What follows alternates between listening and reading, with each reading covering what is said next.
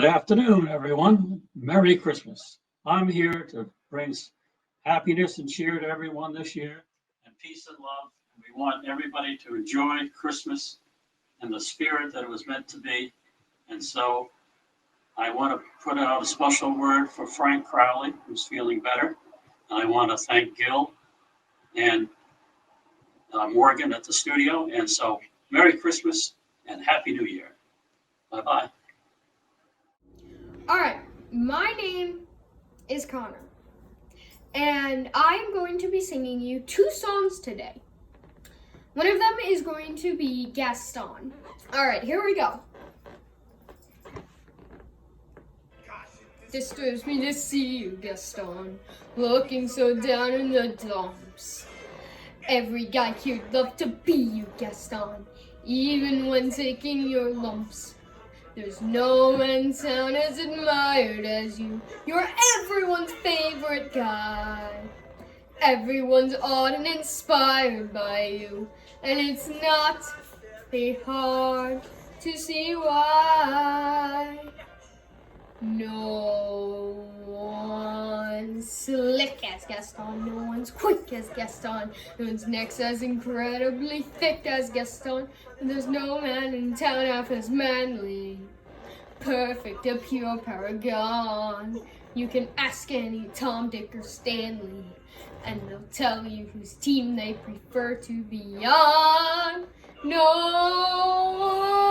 one's been like Gaston, a kingpin like Gaston. No one's got a swell cleft in his chin like Gaston. Yes, I'm intimidated. My word, a guy that Gaston. Give 5 hurrahs, give 12 hip hips. Gaston is the best and the rest is all drips. No one bites like Gaston, no one bites like Gaston. Nobody bites like Gaston. There's no one as funny and brawny. As you see, I've got biceps to spare. Not a bit of them scraggly or scrawny. That's right, and every last inch of me's covered with hair. It's like Gaston, matches what's like Gaston. Nobody spits like Gaston. I'm especially good at expectorating. It's like Gaston. As a lad, I ate 4 dozen eggs every morning to help me get large. And now that I'm grown, I eat 5 dozen eggs, so I'm roughly the size of a barge. No one's... Ah. Wow. Why would a guy that Gaston?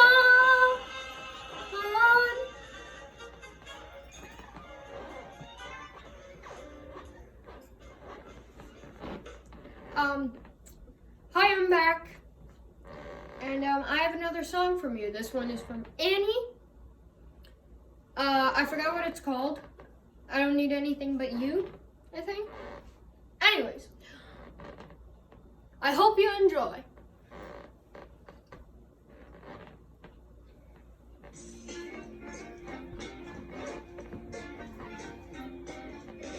Together at last, together forever, we're tying a knot they never can sever.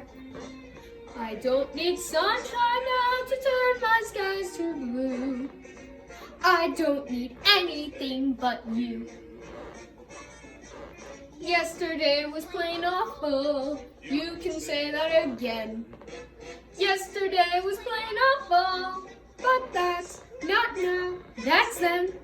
I'm poor as a mouse, I'm richer than Midas, but nothing on earth could ever divide us.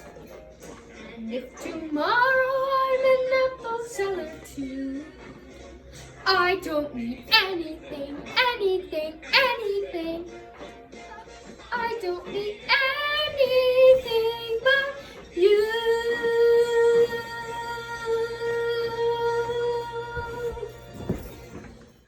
I'm your co-host, Victor Urbanowicz. Through the magic of the internet, I'm joining you from my home in St. Paul, Minnesota, accompanied by my co-host, Gil Cass in Manhattan. How did we get on here? Gil and Frank and I are all alumni of Fairfield University, not too far from the studios of Valley Shore Community Television in Fairfield, Connecticut. And he needed a little help with the show, so he asked us to come up with some poems to celebrate the season. I've worked as a technical writer and a college teacher, and I've always been interested in poetry and literature and in computers as well. So we prepared a few readings for you, and we're going to respond and discuss them.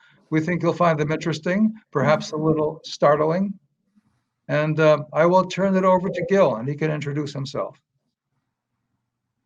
Hi, folks. I'm Gil Cass. I'm a retired secondary school administrator in Connecticut and New York.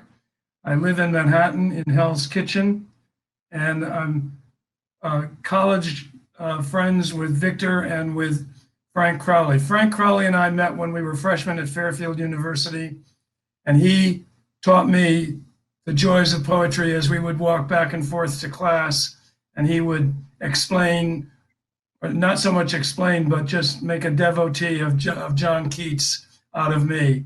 We would walk and he would explain what he thought was going to be on the upcoming tests. And as I never did my work, it was a pleasure to have him around because he saved me a number of times. And I'm a little nervous today because in college, Victor was an academic powerhouse, and I'm afraid I might get wiped out here at some point. But we will see. I'll try to hold my own. Thank you. Thank you, Gil, for bringing up my totally unjustified academic reputation. We're going to start out by lying. This is going to be interesting. Okay. Okay. Well, listen, all poetry is really fiction, so we're in the spirit of the occasion. I'm going to, this is a poetry show, so what we ought to do is to belt out some verses, and I'm going to jump right in with a brief introduction. Fairfield University was chartered in 1948 in the state of Connecticut and founded by the Fathers of the Society of Jesus, also known as Jesuits. The first poem comes from the 1500s, and it is by a Jesuit named Robert Southwell. Now, people complain about forgetting the true meaning of Christmas. There will be no such complaints about this poem. It's called The Burning Babe, and it's about a vision.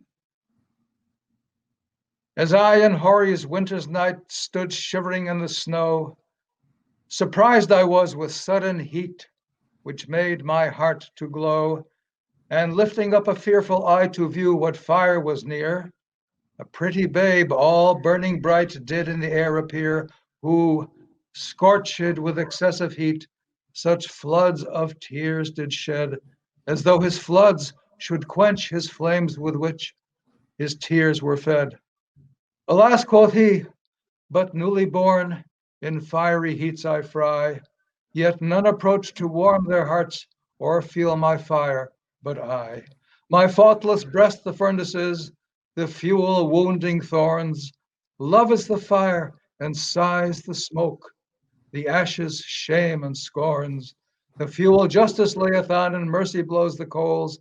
The metal in this furnace wrought are men's defiled souls, for which, as now on fire, I am to work them to their good. With this, he vanished out of sight, and swiftly shrunk away. And straight I call it unto mind that it was Christmas Day. Now, Victor. Okay, yeah. It's your job to respond to this. My memory of Southwell tells me that he didn't exactly fare very well with all of his convictions, did he? He ended up on the chopping block or something. They hanged him and did other things. But yes, he was a martyr. He was a Jesuit priest. He was sneaking into England to say masses and hear confessions and baptize babies. And this was against the law under the reign of good Queen Bess.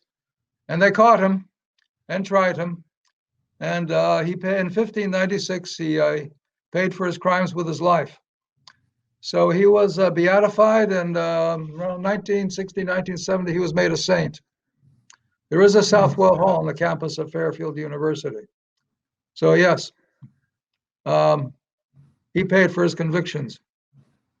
And we live in this age where we're searching for heroes, and so you've given us one. If you like. Yeah. So some people would regard him as such. I think so. I think so.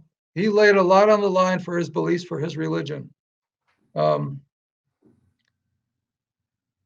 the way, would you comment on the style of this poem? Well, for me, it is, I don't know I'm trying to think of ahead to the others we're going to read, but this one for me is very religious.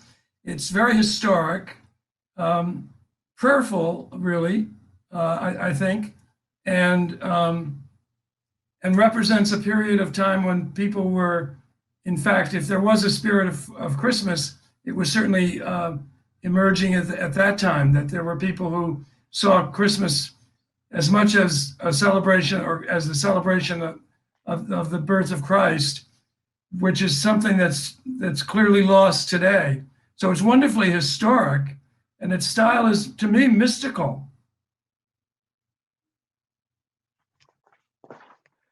Okay, I was trying to get a word out of you. Would you say it's like early Baroque?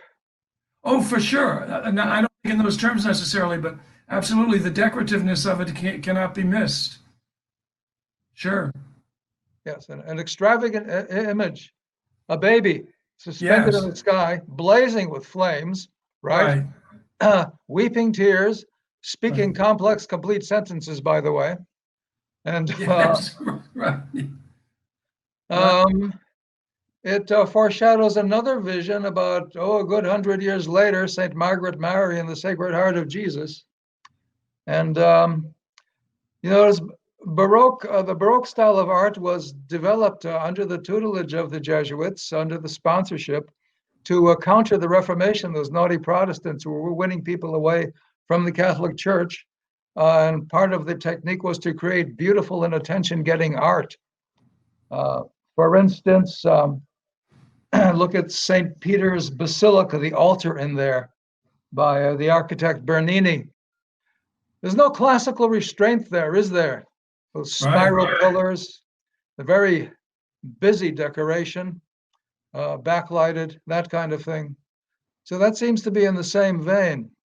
It's not like Baroque music, which is simple, rhythmic, and straightforward, but Baroque architecture and poetry fill the eye, leave very little to the imagination. And Southwell seems to be like early Baroque. 1596 seems a bit anachronistic for that period, but very much in that spirit, and he was a Jesuit, so. Now, Southwell is clearly a religious, and he is celebrating the glory of God. Was that always true in terms of these decorative Baroque embellishments in churches and cathedrals, or were the clerics celebrating something beyond that Jesus, that God? Were they into themselves in a way? Were they celebrating their own greatness? When I think of religious art of the 16th and 17th century, what I see is a whole string of martyrdoms. Right. Prado and Madrid, and everybody's getting mutilated or getting his head chopped off or her head chopped off and that kind of thing. So there's that. And certainly the poem by Southwell prefigures the suffering of Jesus. It's designed to make us feel appreciative and guilty. So did it ever shift to being more egocentric on the part of human beings designing the art of the art of the religious art that we know today? Did it become their own work as opposed to simply glorifying God? Were they glorifying humanity? Oh, in the 17th century, maybe. You see the human figures filled up the canvas more, but I'm really going into unfamiliar territory. I am not an art historian. So you can answer the question as well as I can. I'm remembering a recent pope, the one who didn't last long recently, who talked in his few days as pope about the church melting down its silver and sharing with the poor. Had the church become more missionary in a sense, as opposed to ecclesiastical, I guess, or more hierarchical, I should say. Oh, which pope was that? Who was the pope who lasted 30 days back in the 70s? Oh, John Paul I. Yeah. He was Yeah, he was a real shepherd. mm-hmm. I don't think he would have appreciated the Baroque style of the basilica that we looked at a moment ago. As I said, he looks like he wanted to melt all the gold and sell it for the poor. Right. Yeah, that's right. Yeah. So as all of that, I think what we're looking at here today, in some ways, is how is all this broken down in the church and in religion? How is it that we've become, as we hear from Charlie Brown so many years back, my own dog has gone commercial. I don't know. Yeah, well, I think the current occupant of the throne of Peter is trying to turn that around. It would seem so. Yes, I appreciate that. And he's intensely disliked by many conservatives as a result. Yeah. Right. By the way, we've been in the 16th century, and while we're in that period, Gil, you had a very nice selection from a Shakespeare play. So should we move on to that? This is also about Christmas. There's not so much suffering and martyrdom in this one. And No, that's there all I'll isn't. say. I'll let you read it.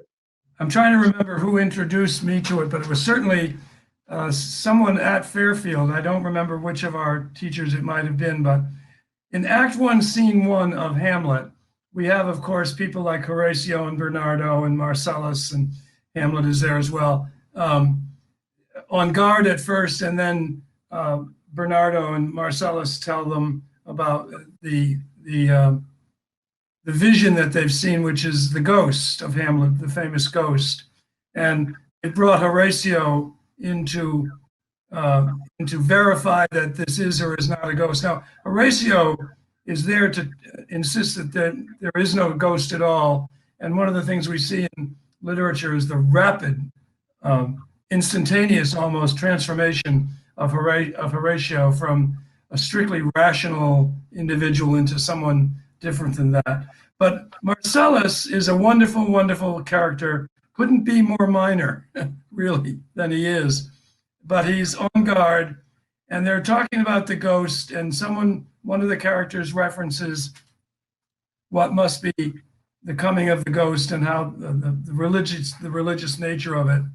And Marcellus, this utterly minor character, who's been talking quite a bit, he's a rather verbose figure, he and Horatio both, but Marcellus, out of nowhere, launches into this poem about Christmas when it's raised.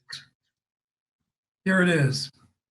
Some say that ever against that season comes, wherein our Savior's birth is celebrated, the bird of dawning singeth all night long, and then they say, no spirit dare stir abroad, the nights are wholesome, then no planets strike, no fairy takes, nor witch hath power to charm. So hallowed and so gracious is the time.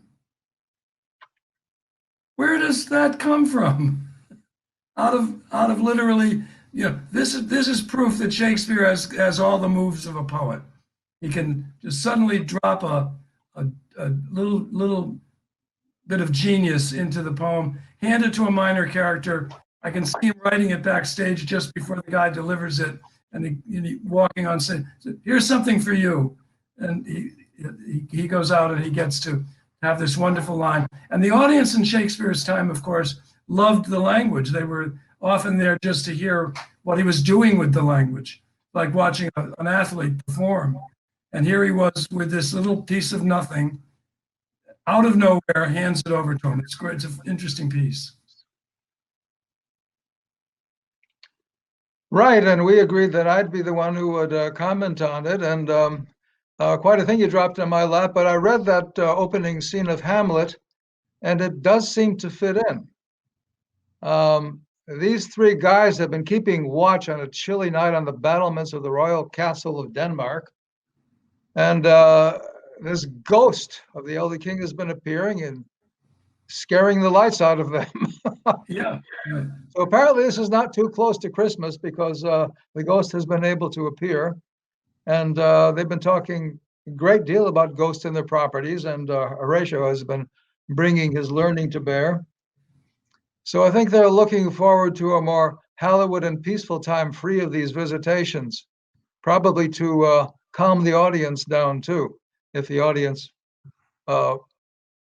decided to be frightened by the appearance of the actor in the ghostly costume. It's yeah, it is skillful, very, very soothingly written. It's about a very, as I say, gracious time of year, like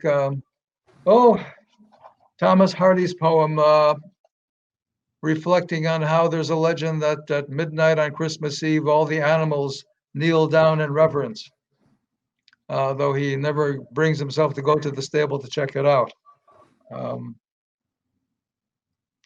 Right, so all the astrological beliefs and all the beliefs in supernatural beings like fairies and witches, they're brought to bear and say, at this holy time, it's not a problem.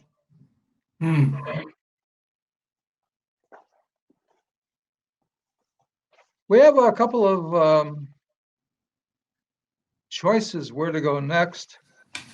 You got a Tennyson piece, which I like. Yeah. And you throw in the Journey of the Magi, which would you like to do, by T.S. Eliot? The one I have is the Tennyson piece. Okay. If you have the T.S. Eliot piece, let's go with that. Oh, all right. Your selections, so you're the reader, correct? Pardon me? You selected it, so you're the reader. Is that the agreement? I'll read, the one I can read is lyrics. I don't have the T.S. Eliot piece in front of me. Oh, I do. I can do that. Yeah, okay. And you can comment. Sure. So he wrote a poem shortly after he converted to Anglo-Catholicism around 1920. T.S. Eliot wrote The Journey of the Magi, and here is some of it. A cold coming we had of it, just the worst time of the year for a journey, and such a long journey. The ways deep and the weather sharp, the very dead of winter, and the camels galled, sore-footed, refractory, lying down in the melting snow. There were times we regretted the summer palaces on slopes, the terraces, and the silken girls bringing sherbet. Then the camelmen cursing and grumbling and running away and wanting their liquor and women, and the night fires going out, and the lack of shelters, and the cities hostile and the towns unfriendly, and the villages dirty and charging high prices. A hard time we had of it. A gritty Christmas, for sure. Gritty. And I think what we begin to see here is the arc of history toward what we see as the themes that we deal with today, with Christmas taken perhaps in the wrong light by people, not seeing it as devotional enough, the strictly commercial side of it, and as opposed to the less prayerful side of it. But that's what we certainly. But T.S. Eliot is certainly the realist here, and you have to appreciate it. I certainly do, and I think we have other pieces that are speaking to the same notion of how things have somewhat disintegrated as we move along here. We no longer have the devotion that we had. I don't know. Some have it, I guess, but I sense that it's gone out of a lot of places. Living in New York, of course, you walk up the avenue and you see nothing but commercial appeal to people. I don't know who goes to church these days, but some people must. But there we are with the dying of that tradition of religiousness in our lives, and how will we pay for that? Or, not to be too prescient, but how are we paying for our egoism? I'm not sure. I think there's a question there. Well, there is a reference to the Christmas story in the Gospels, which is probably totally fictional, but it's a fiction that's concocted to reveal the whole ethic brought by Jesus. To whom does the message of the miraculous birth come first? Poor shepherds, right? Right. Not the priest in the temple, and foreign wise men, not even Jewish, right? Don't Yeah. even worship the correct God. If they were Persian magi, then probably they revered Ahura Mazda, which was sort of like Yahweh, but definitely not the same. So it reflects that. And the Savior is born, or the Messiah, if you will, is born to humble people, allegedly of the house of David. There is that. Interesting side note, T.S. Eliot had a famous saying about poetic composition. Immature poets imitate, mature poets steal. Right. And the first 5 lines of the poem originally were a cold coming they had of it, just the worst time of the year. And it's from a sermon by the 17th century preacher Lancelot Andrewes. The bit about the camels and so forth afterwards are all T.S. Eliot, but he begins with basically somebody else's words.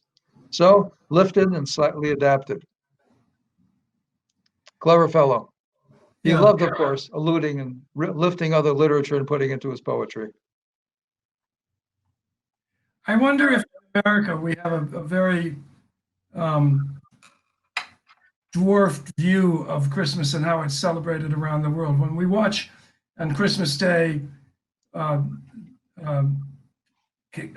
religious people gather around the world in Rome and in Jerusalem and other places. Have we, as Americans, many Americans lost touch with that? I don't see fervent devotion around Christmas in the United States. Even when I go into a church like a cathedral like St. Patrick's around my corner, I get a sense of its very routineness, of it's just, well, it's Christmas, so I'm here. Am I getting jaundiced?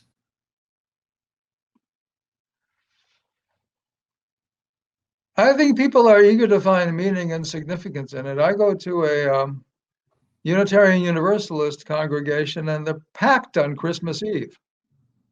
And yet the message is largely humanistic and about the ethical message of Jesus. The whole business of Jesus being born to be a redeeming sacrifice, that's kind of brushed aside. What did he teach us? Right. Teach us how to live.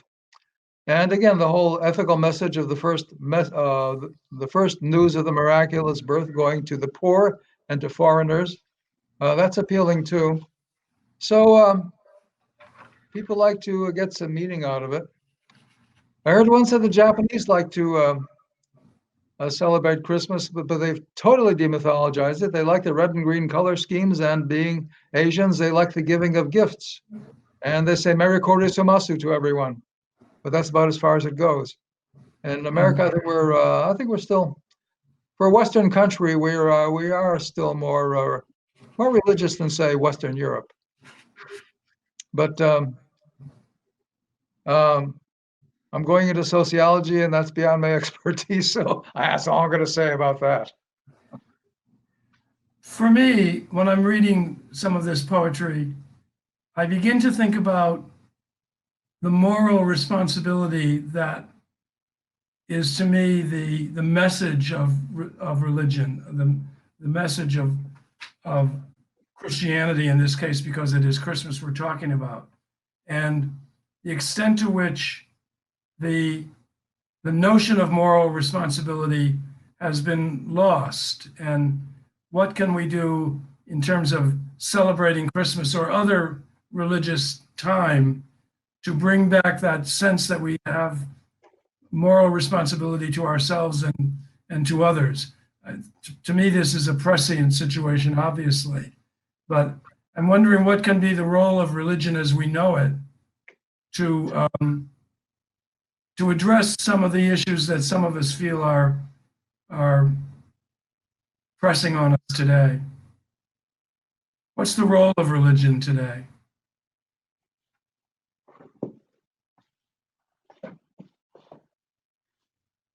You're asking me, okay. There's no better person to ask. Oh, at the present moment, anyway.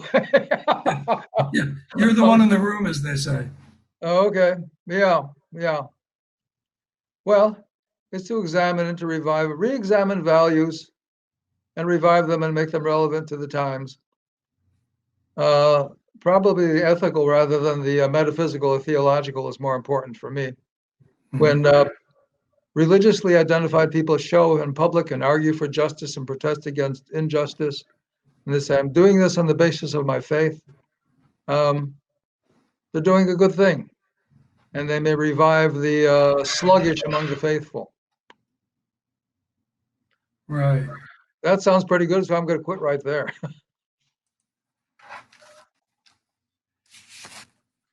There's a sort of out with the old, in with the new kind of notion to that, it seems to me. Oh, revival and renewal, yes. Right. Are you making a segue into the Tennyson piece? That could be, yeah. Right. Oh. Well, you're on.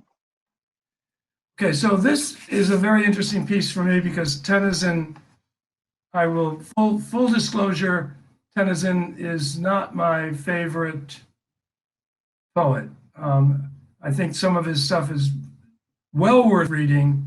I've quoted it as have others over the years many, many times. I appreciate it, but he does have a piece called Lyrics, and he's talking about ushering in the new year. And I'm going to just read a portion of it, but I think it's, again, it can mean something to us today. Lyrics. Ring out, wild bells, to the wild sky, the flying cloud, the frosty light. The year is dying in the night. Ring out, wild bells, and let him die. The year is dying in the night. Ring out, wild bells, and let him die. Ring out the old, ring in the new. Ring, happy bells, across the snow. The year is going, let him go. Ring out the false, ring in the true. I'm going to read that line again. Ring out the false, ring in the true. The year is going, the year is going, let him go. Ring in the valiant men and free, the larger heart, the kindlier hand. Ring out the darkness of the land. Ring in the Christ that is to be. Ring out the darkness of the land. Ring in the Christ that is to be. That last part appeals to me because I think that we talk in churches, that in my memory of thinking about theology, talking about sort of a Christ that is coming as opposed to a Christ that is here. Christ is being formed or almost organically. It becomes like a matter of physics as much as anything else. But that particular piece is certainly prescient for us today. What are your thoughts on it? Well, it's rather nice. We're experiencing a change in the executive branch of government, but that's as far as I'm going to go with that. And a lot of people are hopeful because of that. It says the year is going, let him go. Ring out the false, ring in the true. I read someplace that the ringing of bells on Christmas Eve is really a tolling for the death of the old year, as well as a celebration of the new. So, in every transition, of course, there's a loss and there's a gain and promise of new things. Christ is an ambiguous term. There's the title applied to Jesus. It is also a translation of the Jewish term Messiah, the anointed who brings in an era of righteousness and peace. And Jesus is also called the Prince of Peace. It looks like Tennyson is expanding that idea and saying we're all responsible for bringing in the era of peace and justice.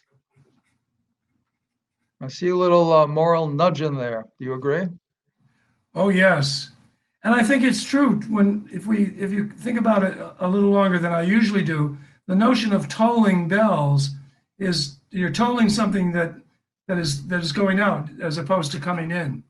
For whom the bell tolls, you think John Donne, you think you think of the kind of tolling is always associated with a remembrance or even death, it seems to me. And so maybe we're not thinking of it as joyous, although you look at Christmas Day and the tolling of the bells, they get at that pretty well.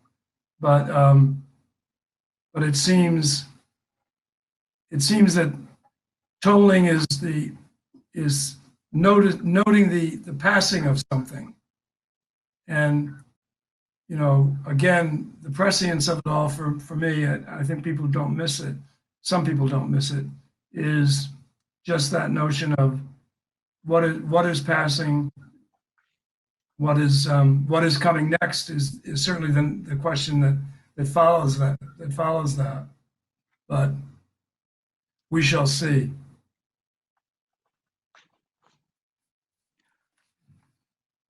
Well, after the rather gloomy bit by the journey of the Magi and the mystical asceticism of the burning babe, it did set a much more optimistic note. Ring out, wild bells.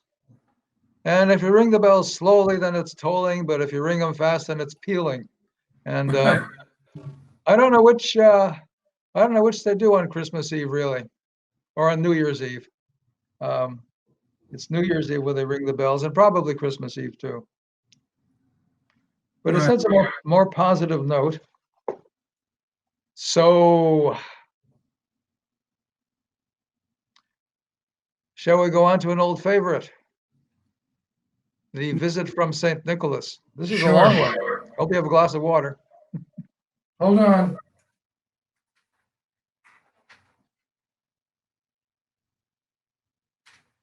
Costume change. Okay. By the way, where's your camera? My camera is right here. Ah. Is that where I'm supposed to be looking?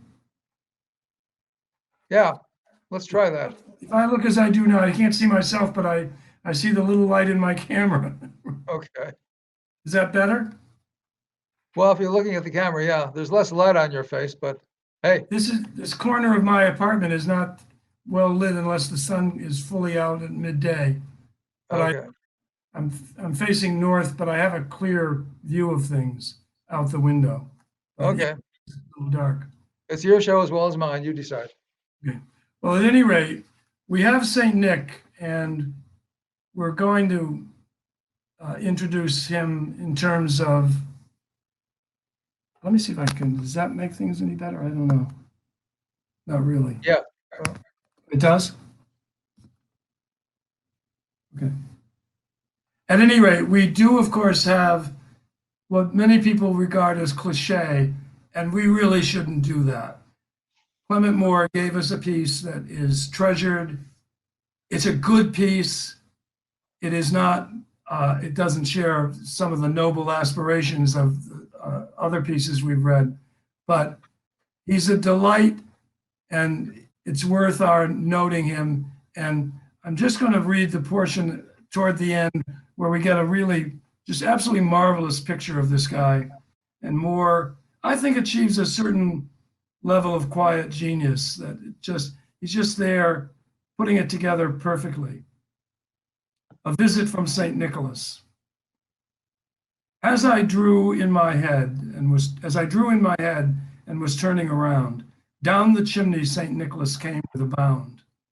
He was dressed all in fur from his head to his foot, and his clothes were all tarnished with ashes and soot. A bundle of toys he had flung on his back, and he looked like a peddler just opening his pack. His eyes, how they twinkled, his dimples how merry. His cheeks were like roses, his nose like a cherry. His droll little mouth was drawn up like a bow, and the beard on his chin was as white as the snow. The stump of a pipe he held tight in his teeth, and the smoke, it encircled his head like a wreath.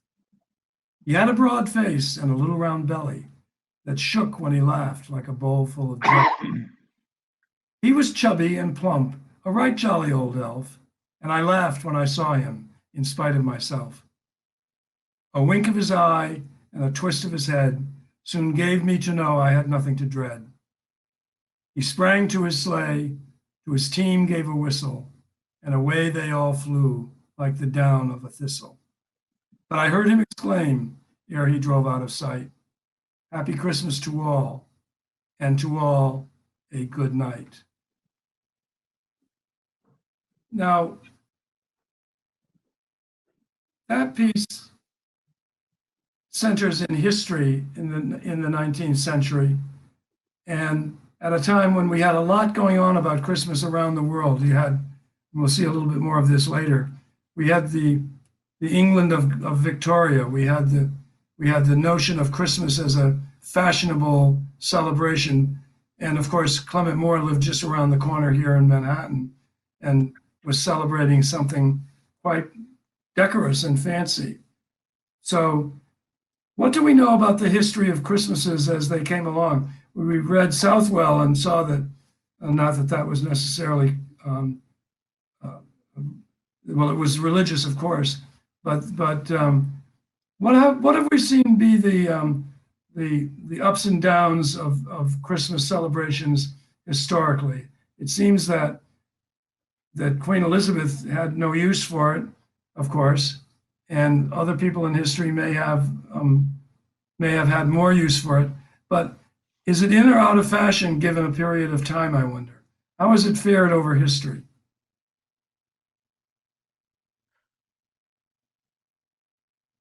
Well, of course, as you point out, Queen Elizabeth was, I guess she was a Calvinist-leaning Protestant.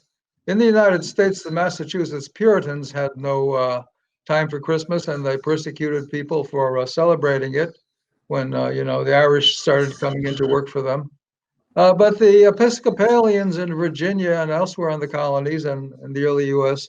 Had a good time celebrating Christmas, and there were a few Catholics around too, and they had no other problem. They had no problem with it. So it depended on which flavor of Christianity you adhered to. Eastern Orthodoxy is always celebrated it in a very religious way. Christmas was controversial.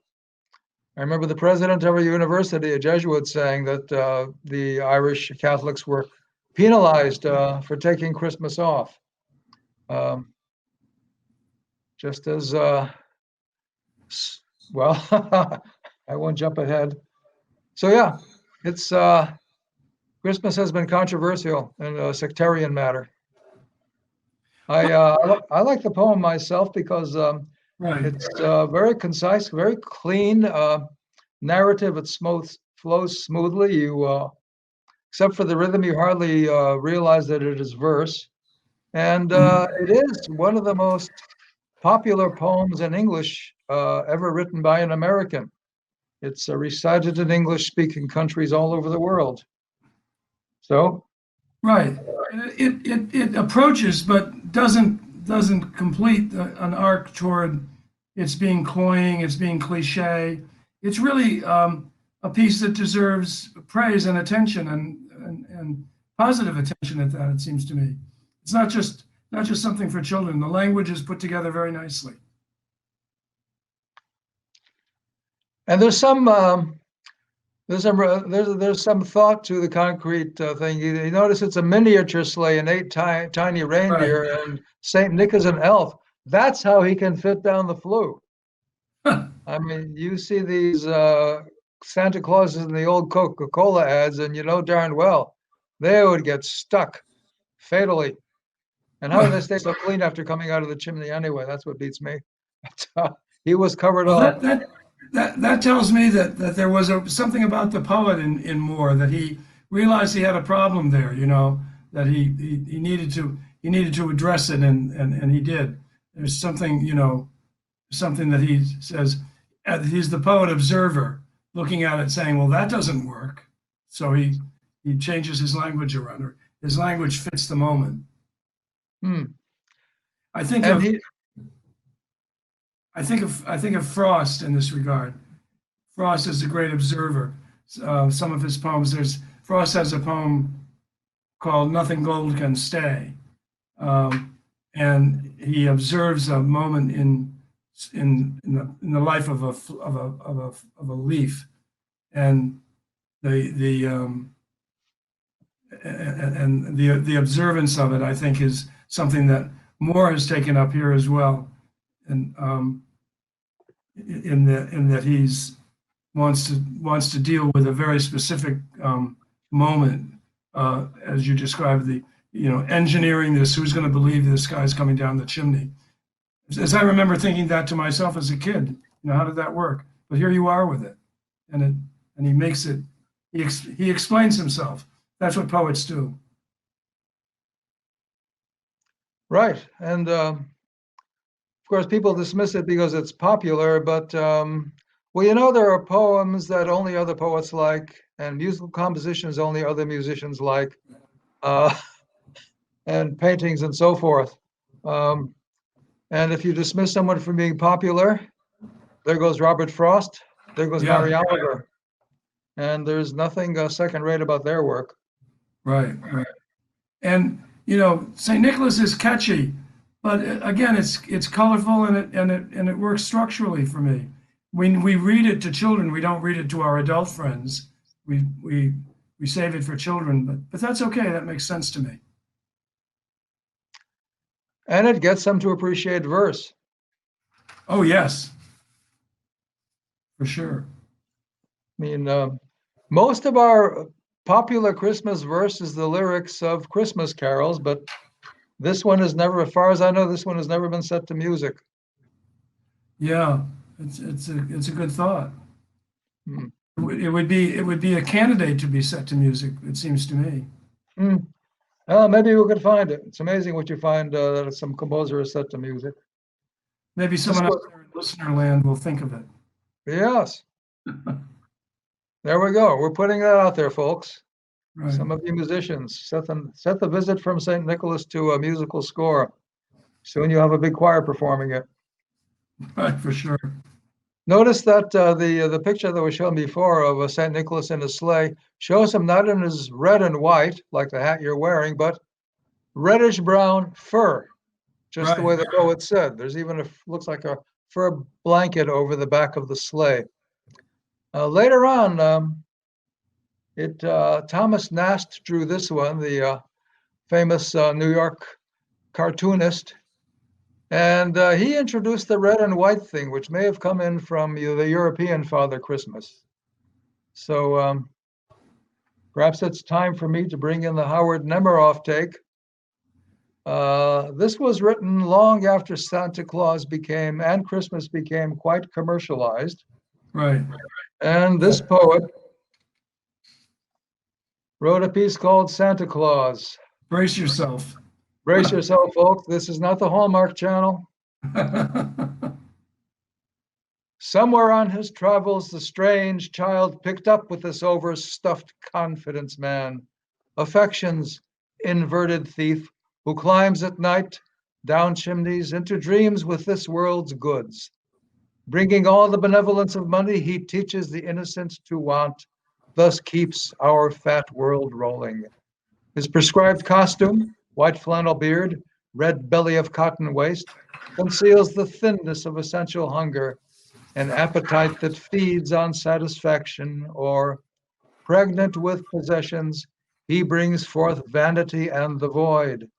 His name itself is corrupted, and even Saint Nicholas, in his turn, gives off a faint and reminiscent stench, the merest soupçon of brimstone and the pit.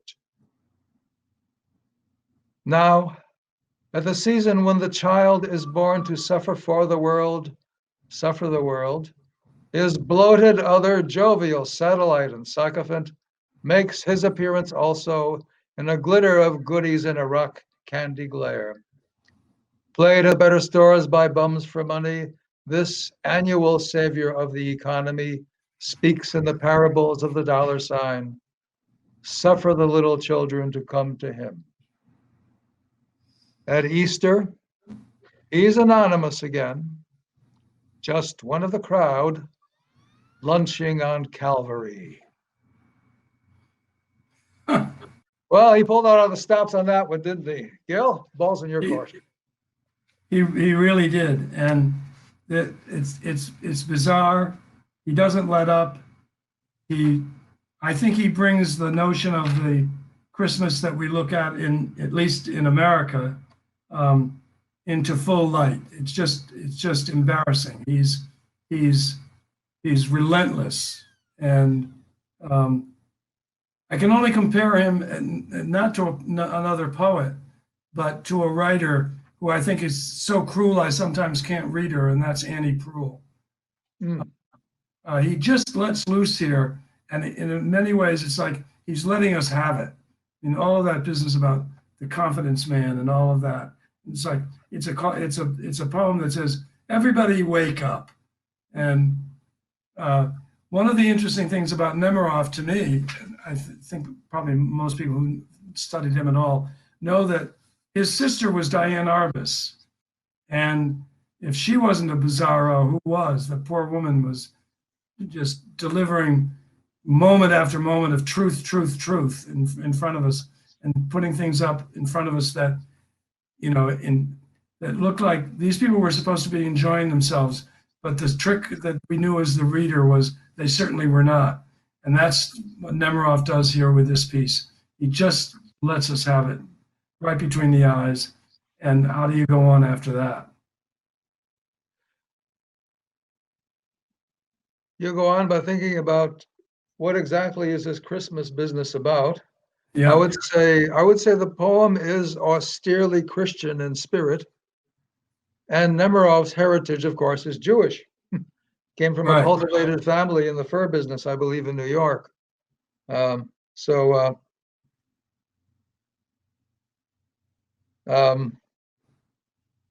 is a good wake-up call. Although you don't want to read it to little kids, that'll make them cry. I wouldn't read this to my grandchildren. I'd be in trouble with their mother. There's just some things but to me, it's just a relentless piece. And if it's where you are in your view of Christmas and you really hope for Christmas, to me, Nemiroff is a hopeful guy. He's saying in so many ways, does this have to be this way? Well, how is this? In a way, it's like, okay, how did we get here? And his closing there, suffer the little children.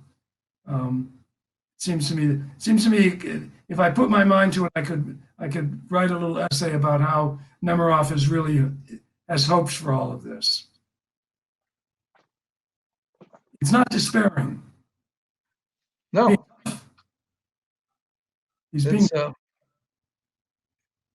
It's a Jeremiah. Yeah. Yeah. Sure. And there's one that compares to that. There's, unless you had something, I have one that Edna St. Vincent Millay along the same lines. Should we have a look at that? We have 5 minutes left, so that would be about right. Okay. And will we get to the end piece or no? Which is? The Dickens? Or do we just want to do the Dickens? I'd say we have time for something more cheerful. Let's finish up with the Dickens. Okay.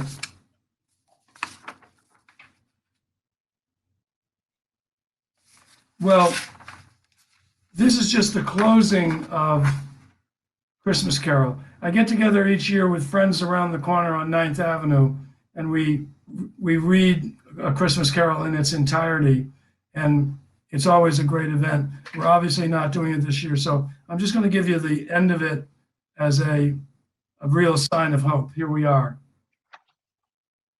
the last piece of it. A Christmas Carol. "Hello," growled Scrooge in his accustomed voice, as near as he could feign it. "What do you mean by coming in here at this hour of the day?" "I'm very sorry, sir," said Bob. "I am behind my time." "You are," repeated Scrooge. "Yes, I think you are. Step this way, if you please." "It's only once a year, sir," pleaded Bob, appearing from the tank. "It shall not be repeated. I was making rather merry yesterday, sir." "Now I'll tell you what, my friend," said Scrooge, "I'm not going to stand this sort of thing any longer. And therefore," he continued, leaping from his stool and giving Bob such a dig in the waistcoat that he staggered back into the tank, and again, "and therefore, I'm about to raise your salary." Bob trembled and got a little nearer to the ruler. He had a momentary idea of knocking Scrooge down with it and holding him, calling to the people in the courtyard for help in a straight waistcoat. "A Merry Christmas, Bob," said Scrooge with an earnestness that could not be mistaken as he clapped him on the back. "A merrier Christmas, Bob, my good fellow, than I have given you for many a year. I'll raise your salary and endeavor to assist your struggling family, and we'll discuss your affairs this very afternoon over a bowl of smoking bishop, Bob. Make up the fires, buy another coal scuttle before you dot another I, Bob Cratchit." Scrooge was better than his word. He did it all and infinitely more. And to Tiny Tim, who did not die, he was as a second father. He became as good a friend, as good a master, and as good a man as the good old city knew, or any other good old city, town, or borough in the good old world. Some people laughed to see this alteration in him, but he let them laugh, and little heeded them, for he was wise enough to know that nothing ever happened on this globe for good, at which some people did not have their fill of laughter in the outset. And knowing that these would be blind anyway, he thought it quite well that they should wrinkle up their eyes in grins, and as have the malady in less attractive forms. His own heart laughed, and this was quite enough for him. He had no further intercourse with spirits, but lived the total abstinence principle ever afterwards.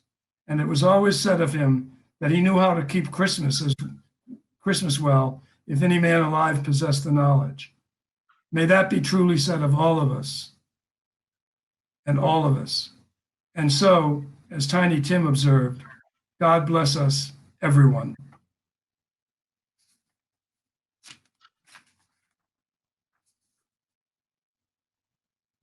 So there's a finish, I think, at the top of what in the theater we would call the 11 o'clock number.